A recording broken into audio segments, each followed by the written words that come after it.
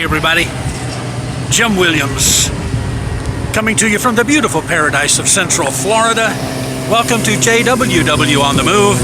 It's Cinco de Mayo, May the 5th, 2018. Nice, cool, cloudy day today. Thanks for joining me here.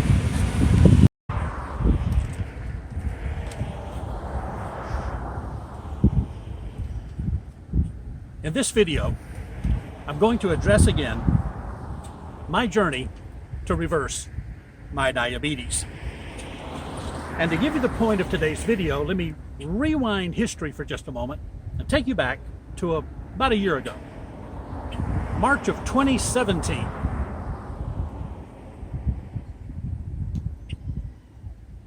If you've been following me since then, you'll remember that I set myself on a path to accomplish this same thing: reverse my diabetes.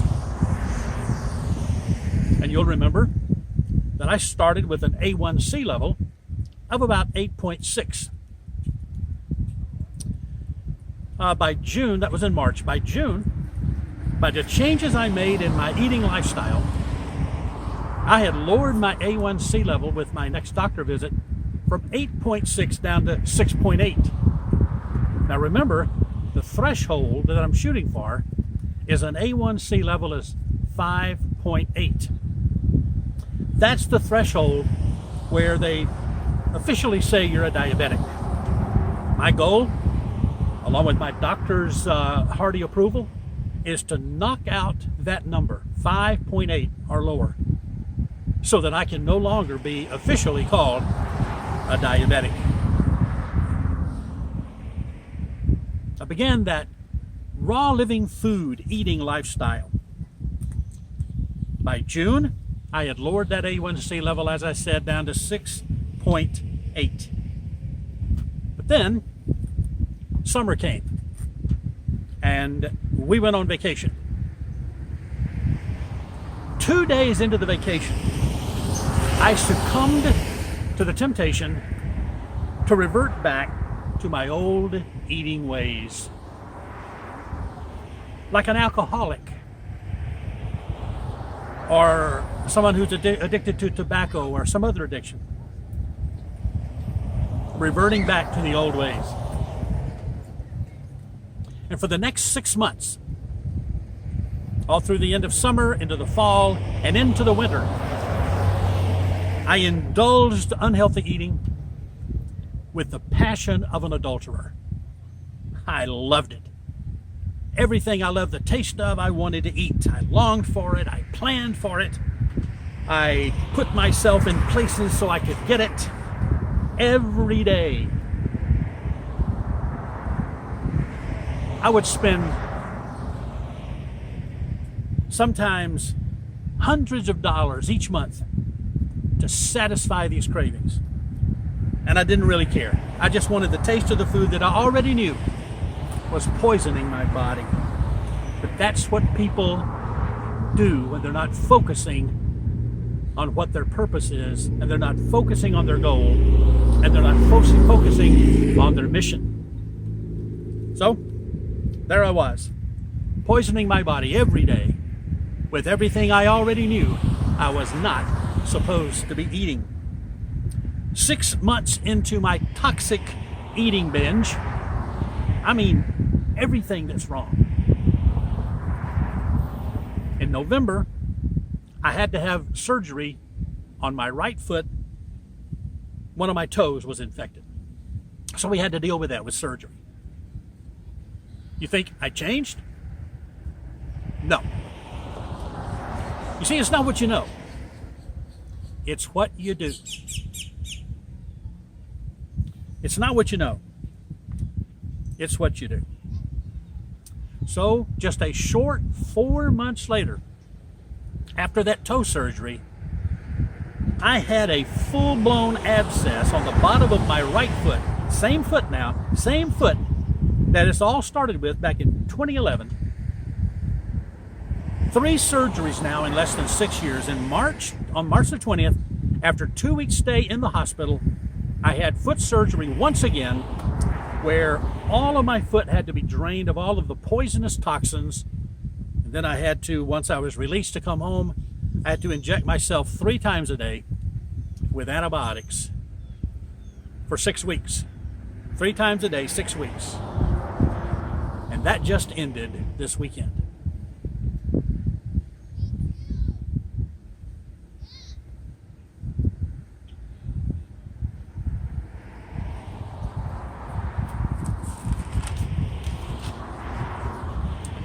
So now the theme is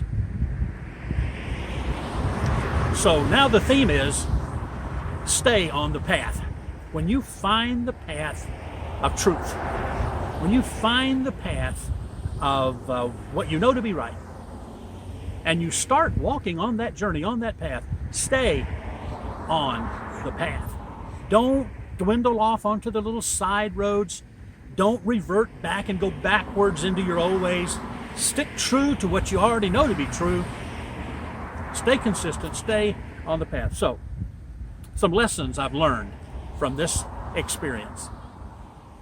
And notice this, I'm having to go back to where I was a year ago and start all over. It's not like you can just pick up where you left off when you mess up like I did. You got to go all the way back and start all over again. But now, I have a totally different view, because now I know what getting off of the path and doing the old ways will get you. It brings consequences. So here are the lessons I've learned. I hope these will in some way resonate with you if either you're struggling with diabetes or you know someone that you love who's struggling with diabetes. Lesson number one, stay on the path. Stay true to your path. Number 2, if you do something halfway, you're only going to get halfway results.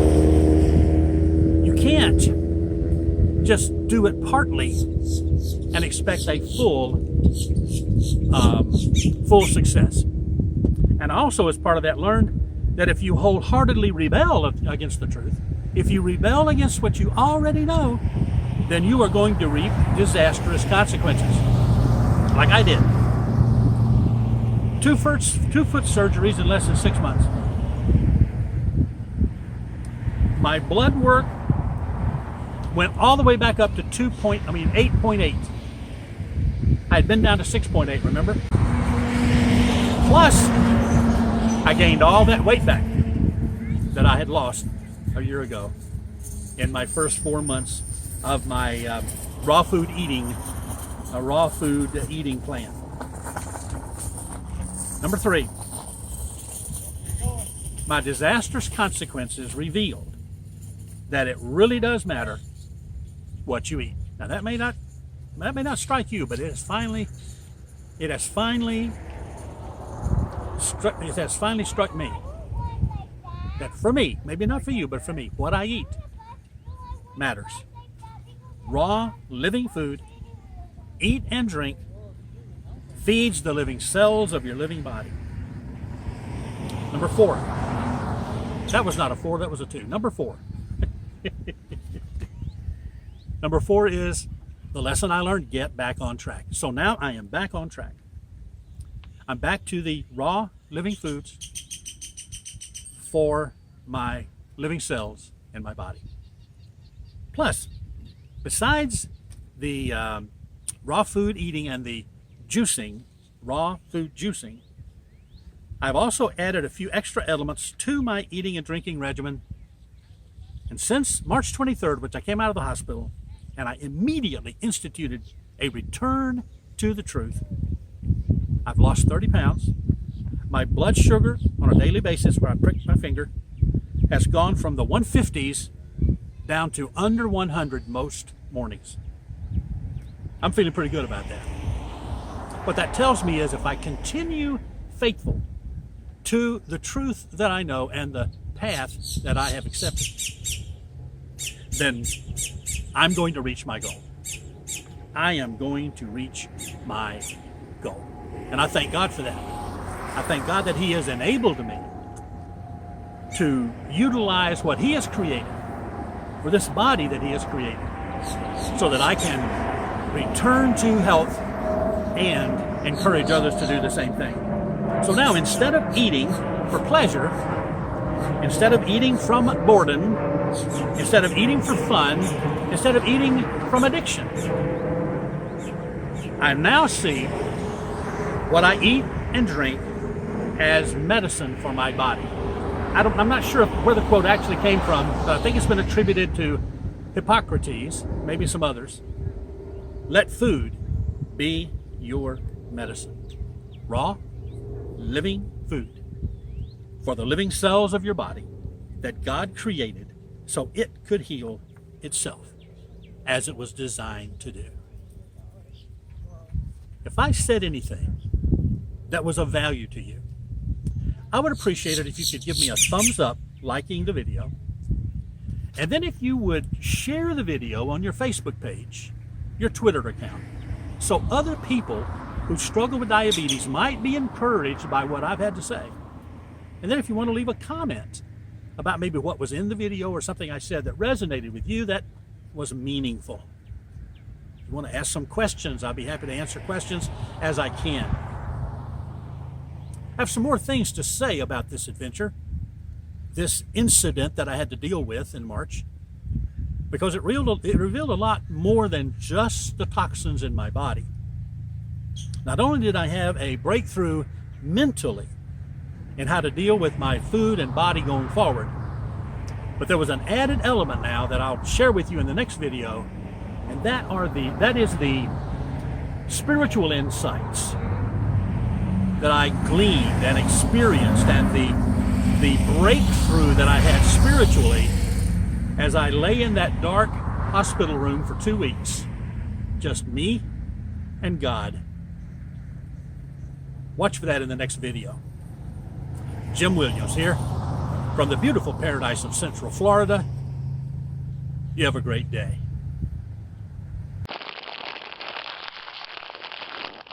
Wow. Great.